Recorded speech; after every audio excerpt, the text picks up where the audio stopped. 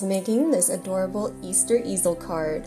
I did a print and cut for this because I was moving in the middle of recording this tutorial video and I did not have all my papers with me.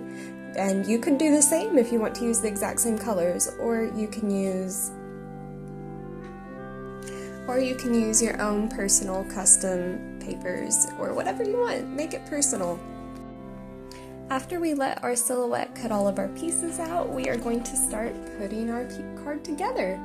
And the first thing I'm going to do is just make the card front. I'm going to glue all of our pieces together, and if you've watched any of my other card making videos, you know that I love adding dimension to my cards with pop dots or foam squares, and that is completely optional. You certainly do not have to use these. I just love the way it makes the card even more three-dimensional.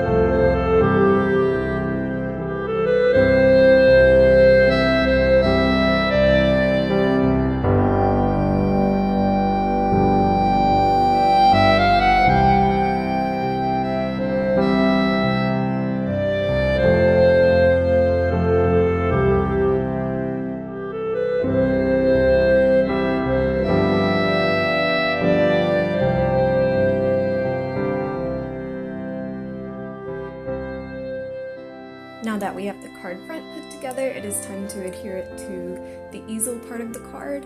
And I like to put my tape runner on the actual card back so I know I don't get my tape too high up on our card front, because that's really easy to do. And then put on your green and you are good to go. You have a really adorable Easter easel card ready to send to your friends, family, or use as a centerpiece on your table for your Easter feast. Thank you so much for watching this Easter easel card tutorial. I hope to see you again soon. Please be sure to follow me on all social media at by Catherine Spencer. Have a good day and happy Easter.